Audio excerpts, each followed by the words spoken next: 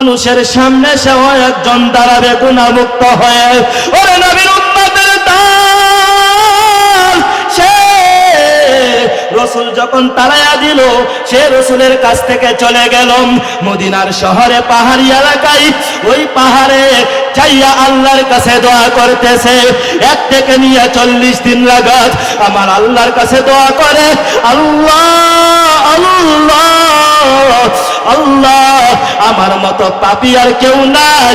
আল্লাহ আমি এত গুনাহ করছি, আল্লাহ আমি তওবা করতেছি, আর গুনাহ করব না। আল্লাহ আমি দুনিয়ার দুকাই পড়িয়া, আমি নফসের দুকাই পড়িয়া, আমি শয়তানের দুকাই পড়িয়া আমি গুনাহ করছি। আল্লাহ আপনি আমার গুনাহ কথাগুলি মাফ করে দেন। এইভাবে যখন দোয়া করতেছে, 40 দিন লাগাত দোয়া করছে। দোয়া করার পর আল্লাহর পক্ষ থেকে আওয়াজ, আল্লাহর পক্ষ থেকে ঘোষণা, জিবরাইলকে পাঠাইয়া দিলেন। জিবরাইল আসিয়া রাসূলের কাছে ডাক দিয়া বলতেছে, ইয়া রাসূলুল্লাহ, আপনার কাছে যেই পাগলাটা আসছিল, ওই পাগলাটাকে আপনি একটু ডাকেন। ওই পাগলাটার গুনাহ কথাগুলি আল্লাহ মাফ করিয়া তাকে গুনার থেকে পবিত্র করে দিছে। সুবহানাল্লাহ বলেন। ও নবীর উম্মতের দল, ওই নওজোয়ান যুবকের কাছে সাহাবায়ে কেরামকে পাঠাইয়া দিল। সাহাবায়ে কেরাম খুঁজে খুঁজে ওই লোকটাকে নিয়ে আসলো। আসার পর ডাক দিয়া বলতেছে, নওজোয়ান যুবক, তোমার তামাম জিন্দেগীর গুনাহ কথাগুলি মাফ করে দিছে। ওরে নবীর উম্মতের দল, এই ঘটনার দ্বারা আমরা কি বুঝলাম? দুনিয়ার জমিনে আপনি আর আমি যদি পাহাড় পরিমাণে গুনাহ করি, গুনাহ করছি, দুনিয়ার জমিনে কেউ জানে না। আপনার ডাইনে কেউ জানে না, আপনার বামে কেউ জানে না, আপনার সামনে পিছনে কেউ জানে না, একমাত্র আল্লাহ। মানুষ বলো দেখি রাত্রি কেন কালো, চাঁদ সূরজার কোথা হতে পেল এত আলো। পশু পাখি কয় না কথা, মানুষ কেন কয়? বলো বলো এসব মানুষ কেমন করে হয়? দুধ কেন হয় সাদা, মরিচ কেন জাল? আমগুলা সব পাকলে পরে কেমনে হয় তালাল? আমরা সবাই বাস করি ভাই এই দুনিয়ার রঙে, হাতের লেখা আর চেহারা মিলে না কারো সঙ্গে, আর মিলে না কথার ধরন আঙ্গুলের টিপ। আল্লাহ তাআলা একজন আছেন, প্রমাণ হলো ঠিক। আওয়াজ দিয়া কোন ঠিক কিনা? আরো জোরে বলেন ঠিক কিনা?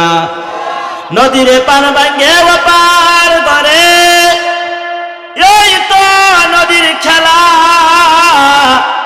সকাল বেলার দনিরে তুই ফকির সন্ধ্যা বেলা।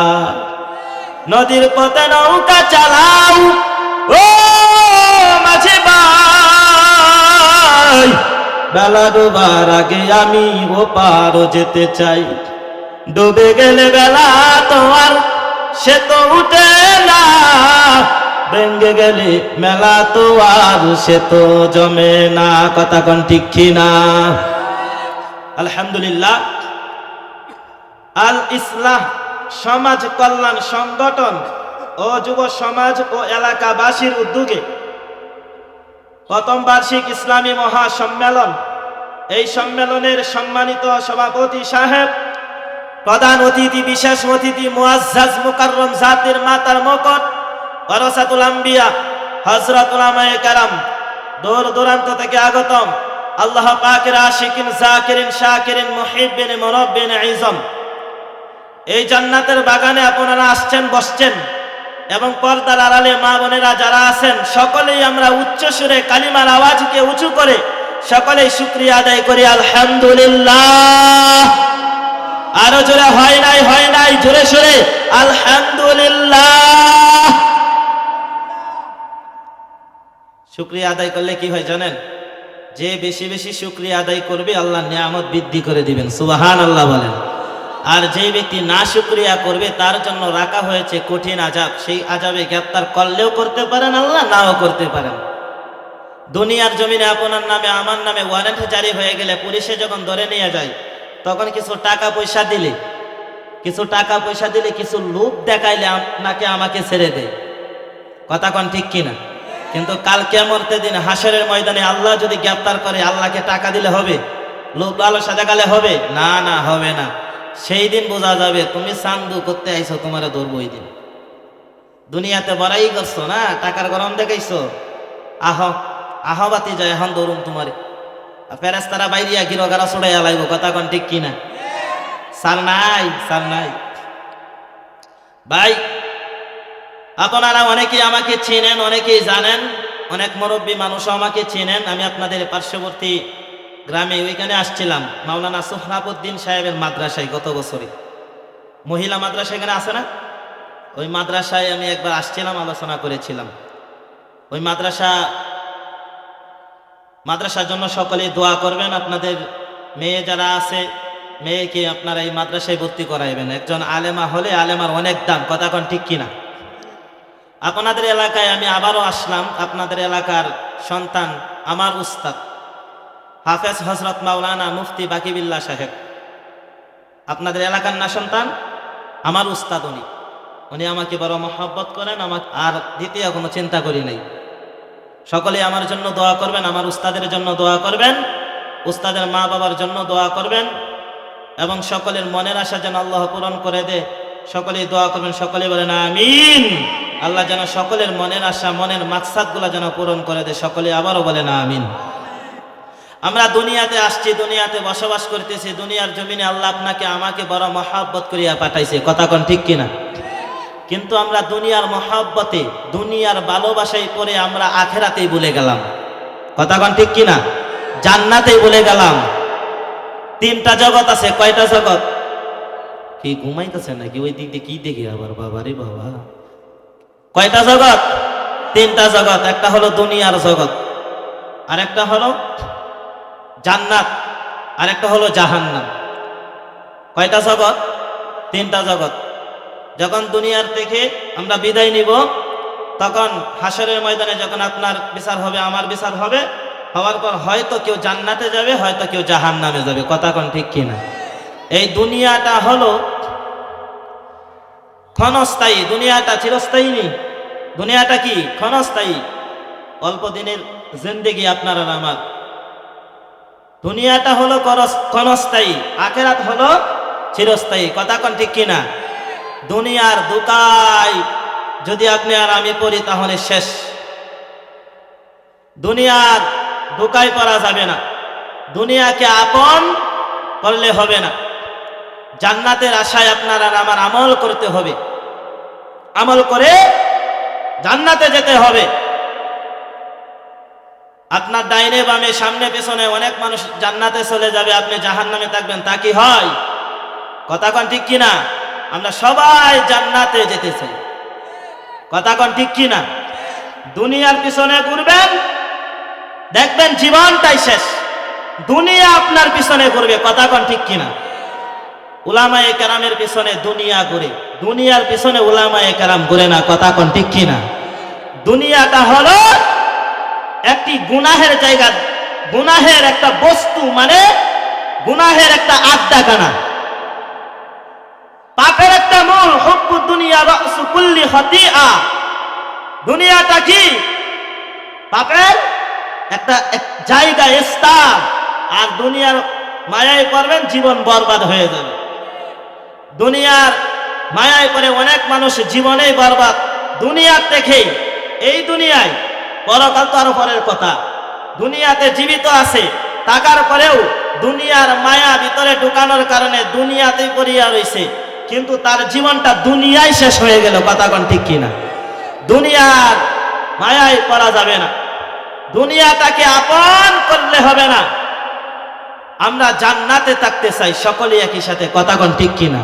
আল্লাহ যেন আমাদেরকে জান্নাত দেয়, জান্নাতে একই সাথে যেন থাকতে পারি, সেই তৌফিক দান করুন। সকলে বলেন আমিন। দুনিয়ার জমিনে যারা পরে, দুনিয়াতে আপনারা গুনাহ করছেন, গুনাহ করে আপনি জাহান্নামকে আপন বানাইছেন, জান্নাতকে দূরে ঠেলে দিছেন। আমি আপনাদেরকে অনুরোধ করে বলবো, আপনারা এখন তওবা করতে পারেন। তওবা করলে আল্লাহ কি করবে? আপনার গুনাহ কথাগুলি মাফ করিয়া, আপনার তওবাকে কবুল করিয়া আপনাকে জান্নাত দিবে, কথা কোন ঠিক কিনা? এই জন্য তওবা করতে পারবেন তো ইনশাআল্লাহ? সামনে দেখেন রমজান মাস আসতেছে, রমজান মাসে আপনি আর আমি বেশি বেশি করিয়া তওবা করব। ইয়া আইয়ুহাল্লাযীনা আমানু তুবু ইলাল্লাহি তাওবাতান নাসুহা। এমন তওবা করব, তাওবাতুন নাসুহা মানে খালেস তওবা, কাটি তওবা, যেই তওবা করলে আপনার তওবাকে আল্লাহ কবুল করে, কথা কোন ঠিক কিনা? আল্লাহ আপনাকে আমাকে বড় মহব্বত করিয়া সৃষ্টি করেছেন আল্লাহর ইবাদত করার জন্য। ভাই, আল্লাহর ইবাদত করব তো ইনশাআল্লাহ। আপনি আর আমি যা গুনাহ করছি, আমরা গুনার থেকে তওবা করব, করতে পারবো তো ইনশাআল্লাহ। আল্লাহ সবাইকে তওবা করার তৌফিক দান করুক, সকলে বলেন আমিন। ছোট্ট আকার একটা ঘটনা বলি, ঘটনার দ্বারা আপনারা অনেক কিছু শিখতে পারবেন। মদিনার শহরে এক নওজোয়ান যুবক, সে শুধু কাপড় চুরি করত। সে ছিল একটা চোর ডাকাত। সে কাপড়ের কাপড় দীর্ঘদিন ধরে চুরি করতেছে। মদিনার শহরে এক নওজোয়ান যুবক কাপড়ের কাপড় দীর্ঘদিন যাবৎ চুরি করতেছে। দুনিয়ার দুকাই পড়িয়া, নফসের দুকাই পড়িয়া কাপড়ের কাপড় চুরি করতেছে।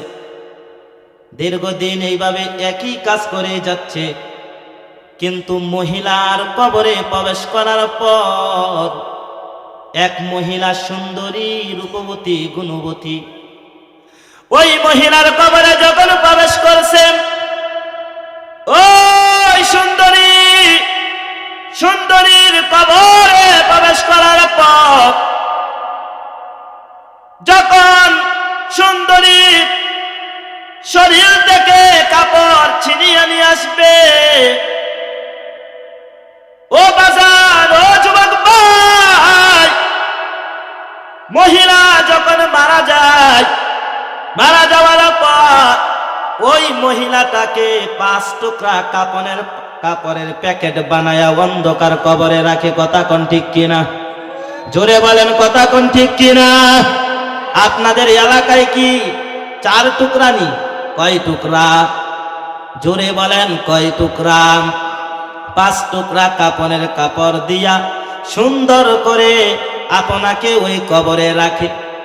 আর পুরুষ যারা আছে তাদেরকে 3 টুকরা কাপড়ের কাপড় পেঁচাইয়া সুন্দর করে অন্ধকার কবরে রাখে, কথা কোন ঠিক কিনা? ওই মহিলা এমন সুন্দরী, রূপবতী, গুণবতী ওই মহিলা, সে কবরে নওজোয়ান যুবক ওই কবরে নামার পর তার শরীর থেকে কাপড়ের কাপড় নিয়ে আসবে। সেই কাপড়ের কাপড় সুন্দর করিয়া দৌত করিয়া বাজারে বিক্রি করবে। এই জন্য কবরে গেলাম, এই কাজটা দীর্ঘদিন যাবৎ করতেছে। কবরে যখন নামলো, ওই মহিলার শরীর থেকে যখন কাপড়ের কাপড়টা ছিনিয়ে নিয়ে আসতেছে, আসার সময় তাকে আবার শয়তানে ধোঁকা দিল, শয়তানে ধোঁকা দিল। হে যুবক, হে যুবক, তোমার মনে কি কায়েসাতা নাই? তোমার মনে কি আকর্ষণ নাই?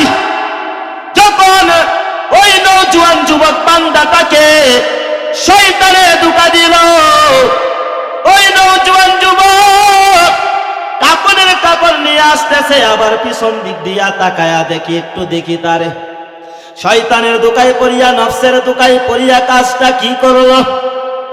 অতএব আল্লাহ বলেন, আপনাকে আমাকে বলেন,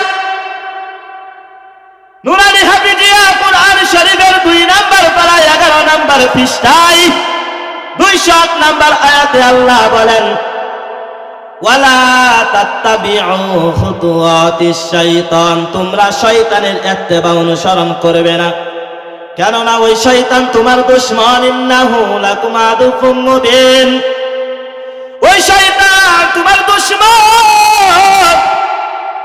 ওই শয়তানের ইত্তেবা অনুসরণ করবে না, অনুকরণ করবে না।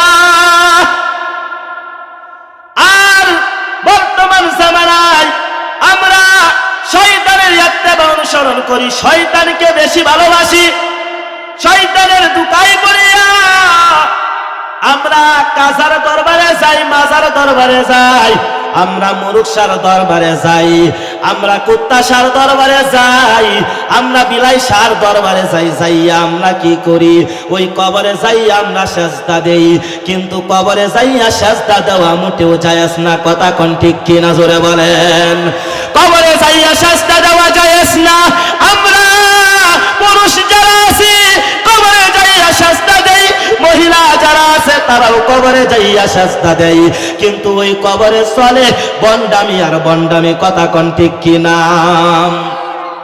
ওই কবরে বন্ডামি চলে। কবরে কিভাবে?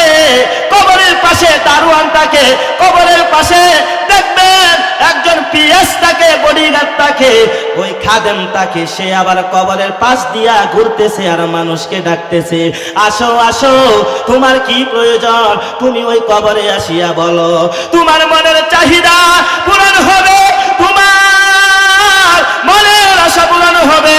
তুমি ওই কবরে যাইয়া তুমি একবার সেজদা দাও, কিন্তু সেজদা দেওয়া জায়েজ না। ওরে নবীর উম্মতের দল, ওই কবরে চলে সব বন্ডামি, কথা কোন ঠিক কিনা? ও পীরের বন্ডগিরি, বাবুগিরি, কবিরাজি ভাই, লাল্লির কাপড় নিয়ে মাজারও সাজাই, পীরের বন্ডগিরি, জোরে কন্যা ঠিক কিনা? ও পীরের বন্ডগিরি, বাবুগিরি, কবিরাজি ভাই, লাল্লির কাপড় নিয়ে পুতলিও সাজাই, পীরের বন্ডগিরি। চলে না, চলে না, চলে না, জোরে কন্যা। ও পীরের বন্ডগিরি, বাবুগিরি, কবিরাজি ভাই, লাল্লির কাপড় নিয়ে মাজারও সাজাই, পীরের বন্ডগিরি। কান খাই বসে রাস্তার ধারে, টাকার আশায় জিকির করে, জোরে বলেন না ঠিক কিনা? আমার সাথে বলেন, খানকায় বসে রাস্তার ধারে,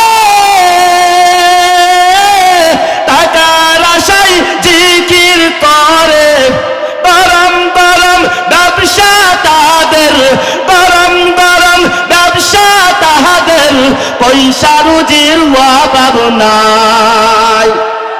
কাজার নামে মাজার করে দেখাই যারা কাজার শান, দিনে করে বন্ডামি আর রাত্রে মারে গাজাই থান, কথা বল ঠিক কিনা?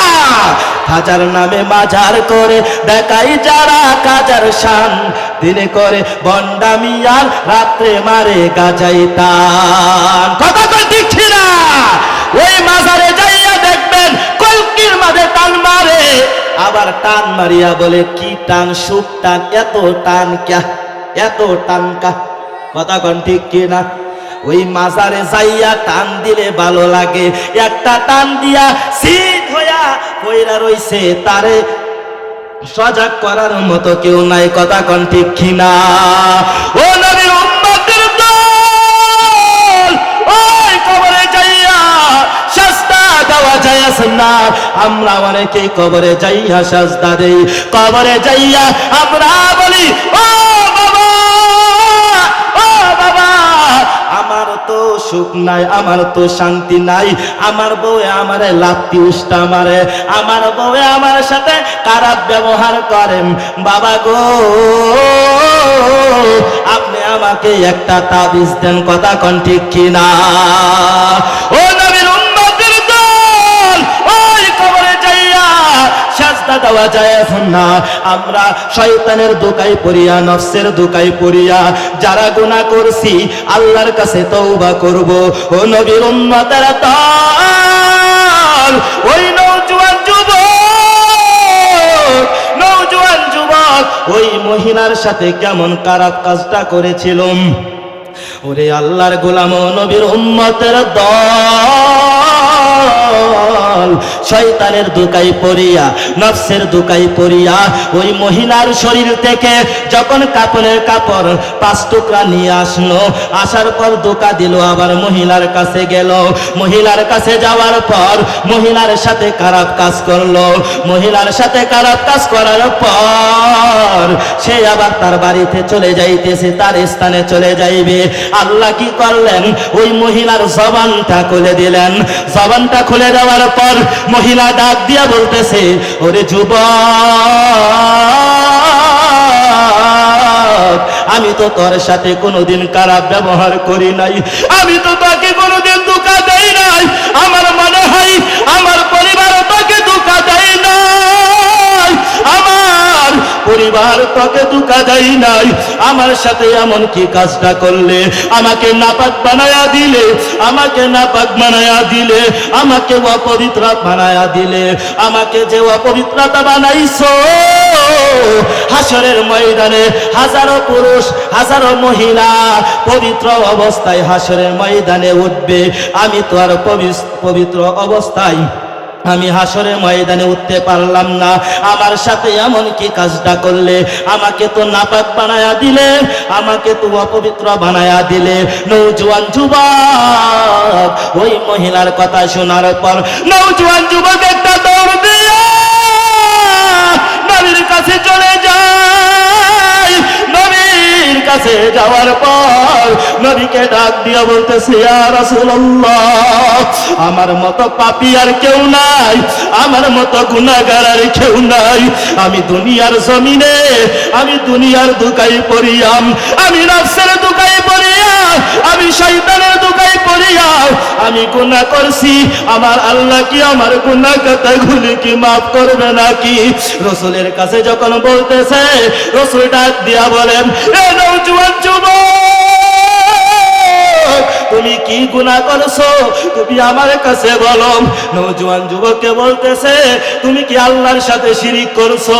সে ডাক দিয়া বলে, না না, আমি আল্লাহর সাথে শিরিক করি নাই। নওজোয়ান যুবককে আবারও বলল, তুমি তাহলে কি গুনাহ করছো? তুমি আমাকে বলো। এইভাবে যখন বলতেছে, না না, সে আর বলে নাই, সে বলতেও পারতেছে না, সে বলতে পারতেছে না। কারণ কি? সে অপরাধ করছে, গুনাহ করছে, সে মুখ ফুটে আর বলতেও পারতেছে না। এক পর্যায়ে তাকে আবারও প্রশ্ন করা হলো, তুমি কি দুনিয়ার জমিনে কাউকে হত্যা করছো? সে ডাক দিয়ে বলতেছে, না না, আমি তো হত্যাও করি নাই। রাসূল ডাক দিয়া বলতেছে, তাহলে তুমি কি গুনাহ করছো? আমাকে বলো, আমাকে বলো। নওজোয়ান যুবক ডাক দিয়া বলতেছে, ইয়া রাসূলুল্লাহ, আমার মতো পাপী আর কেউ নাই। আমি যে গুনাহ করছি, আমার গুনার খবর যদি আমার দুনিয়ার মানুষে, এই দুনিয়ার মানুষে যদি জানতো, আমার মা বাবা যদি জানতো, আমার এলাকার মানুষে যদি জানতো, আমাকে মানুষ মেরে ফেলতো। এমনকি জুতার গলা মালাই দিয়া আমাকে এলাকায় ঘুরাইতো। সে ডাক দিয়া বলতেছে, আমি এত পাপ করছি, আল্লাহ কি আমাকে মাফ করবে নাকি? আপনি বলেন। রাসূল ডাক দিয়া বলে, কি গুনাহ করছো তুমি আমাকে বলো। যখন নওজোয়ান যুবক ডাক দিয়া বলতেছে, ইয়া রাসূলুল্লাহ, আমি তো ছিলাম একটি চোর, আমি তো ছিলাম একটি ডাকাত, আমি কাপড়ের কাপড় চুরি করতাম। আমি যখন এক সুন্দরী কবরে প্রবেশ করলাম, সুন্দরী কবরে প্রবেশ করার পর আমি যখন ওই সুন্দরীর শরীর থেকে যখন কাপড়ের কাপড় নিয়ে আসলাম, আমি শয়তানের ধোঁকায় পড়িয়া, আমি নফসের ধোঁকায় পড়িয়া আমি ওই মহিলার সাথে খারাপ ব্যবহার করছি, খারাপ কাজটা করেছি। ও নবীর উম্মতের দল, ভালো করিয়া শোনো। রাসূল ডাক দিয়া বলতেছে, নওজোয়ান যুবক, ও তুই নাফরমান, তুই আমার কাছ থেকে চলে যা, আমার কাছে আর আসবি না। তোর মতন নাফরমান আর কেউ নাই। ওই নওজোয়ান যুবক, তার মনে একটা চাহিদা ছিল, তার মনে একটা আকর্ষণ, আমি দুনিয়ার জমিনে আল্লাহর দরবারে তওবা করে আমি হাসরের ময়দানে আল্লাহর কাছে যেন বলতে পারি, আল্লাহ আমি তওবা করার পর দুনিয়াতে আমি গুনাহ মুক্ত হয়ে আমি আসলাম। আল্লাহর কাছে বলবে এবং হাজারো মানুষের সামনে সেও একজন দাঁড়াবে গুনাহ মুক্ত হয়ে। ওরে নবীর উম্মতের দল, সে রসুল যখন তাড়াইয়া দিল, সে রসুলের কাছ থেকে চলে গেল মদিনার শহরে পাহাড়ি এলাকায়। ওই পাহাড়ে যাইয়া আল্লাহর কাছে দোয়া করতেছে। 1 থেকে নিয়ে 40 দিন লাগাত আমার আল্লাহর কাছে দোয়া করে, আল্লাহ আল্লাহ আল্লাহ, আমার মতো পাপী আর কেউ নাই। আল্লাহ আমি এত গুনাহ করছি, আল্লাহ আমি তওবা করতেছি, আর গুনাহ করব না। আল্লাহ আমি দুনিয়ার দুকাই পড়িয়া, আমি নফসের দুকাই পড়িয়া, আমি শয়তানের দুকাই পড়িয়া আমি গুনাহ করছি। আল্লাহ আপনি আমার গুনাহ কথাগুলি মাফ করে দেন। এইভাবে যখন দোয়া করতেছে, 40 দিন লাগাত দোয়া করছে। দোয়া করার পর আল্লাহর পক্ষ থেকে আওয়াজ, আল্লাহর পক্ষ থেকে ঘোষণা, জিবরাইলকে পাঠাইয়া দিলেন। জিবরাইল আসিয়া রাসূলের কাছে ডাক দিয়া বলতেছে, ইয়া রাসূলুল্লাহ, আপনার কাছে যেই পাগলাটা আসছিল, ওই পাগলাটাকে আপনি একটু ডাকেন।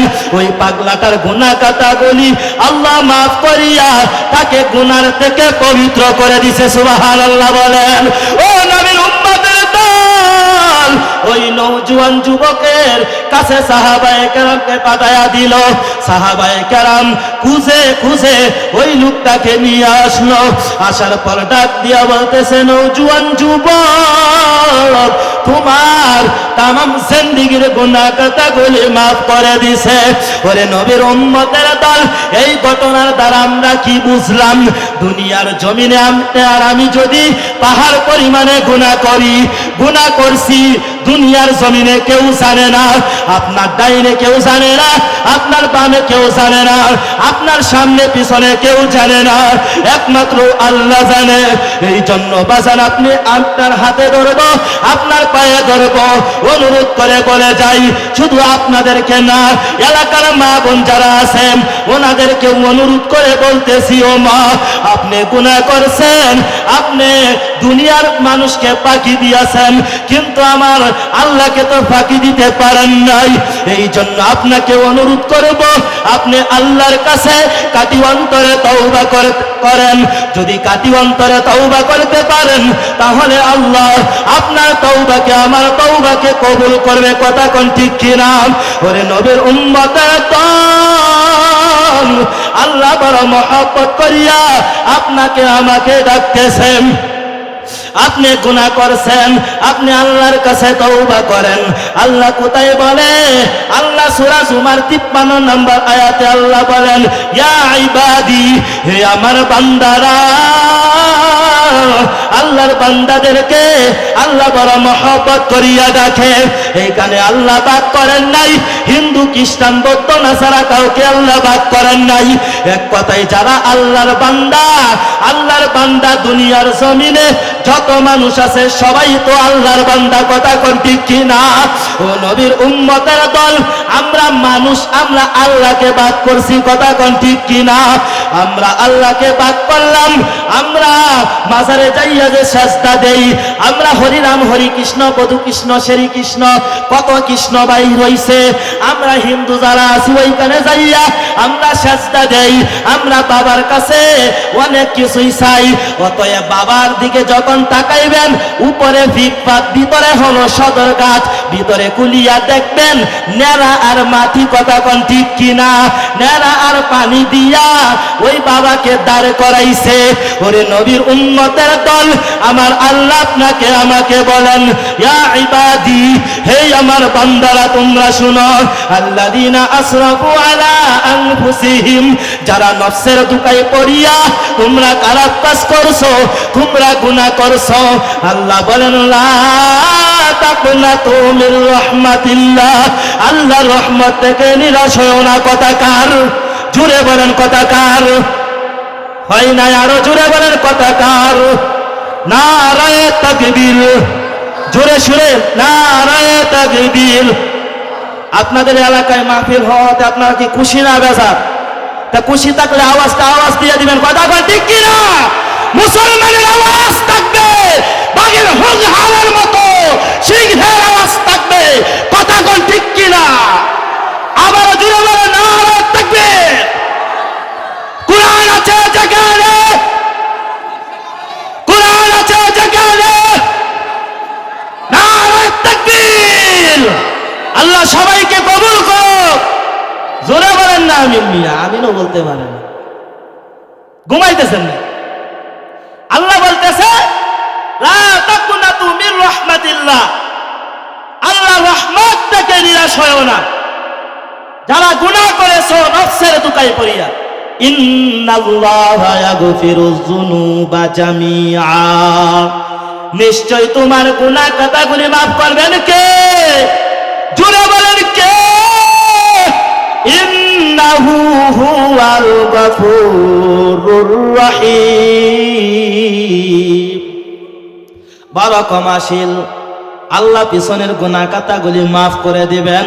আল্লাহর মতো ক্ষমাশীল, আল্লাহর মতো দয়াময় আল্লাহর কেউ নাই। কথা কোন ঠিক কিনা? দুনিয়ার জমিনে আপনি একজনের কাছে যান, যাইয়া আপনি কিছু টাকা ধার চাইতেছেন, আপনাকে একবার দুবার তিনবার দিবে, তারপরে আপনাকে না করবে। কথা কোন ঠিক কিনা? বিরক্ত বোধ করবে, বিরক্ত হয়ে যাবেন। আর আপনি আর আমি যদি আল্লাহর কাছে যতবার বলি না কেন, আমার আল্লাহ আপনার প্রতি আরো খুশি হবে। কথা কোন ঠিক কিনা? ও নবীর উম্মতের দল, এই জন্য অনুরোধ করে বলবো, দুনিয়াটাকে আপন বানাইবেন না। এই দুনিয়াটা কিছুই না, এই দুনিয়াটা কিছুই না। আখিরাত হলো চিরস্থায়ী উত্তম জায়গা। আপন বানাইলে আপনারা ওই চিরস্থায়ী আখিরাতটাকে আপন বানান। এই ক্ষণস্থায়ী জিন্দেগি আপনার আপন না। কথা কোন ঠিক কিনা? এই দুনিয়ায় আসলাম, কতদিন থাকবো কেউ জানি না।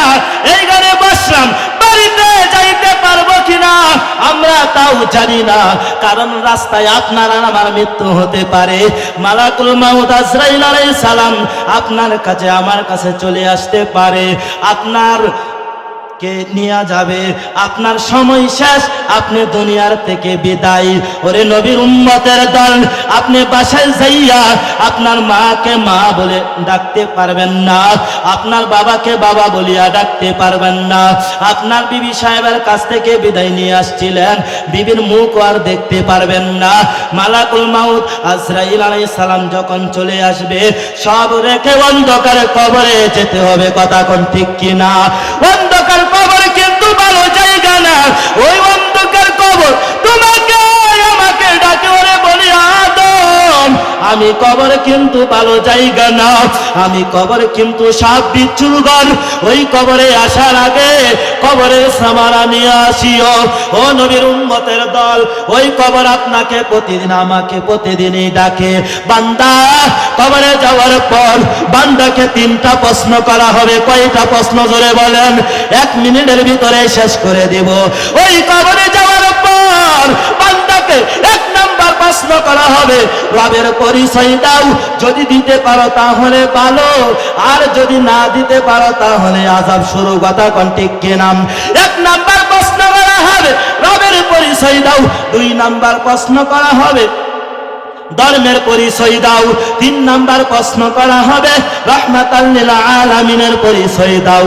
যদি দিতে পারো তাহলে ভালো, আর যদি না দিতে পারো তাহলে কবরে আপনাকে আমাকে বাইরিয়া গিরদার ছুড়াইয়া লাইব। কথা কোন ঠিক কিনা?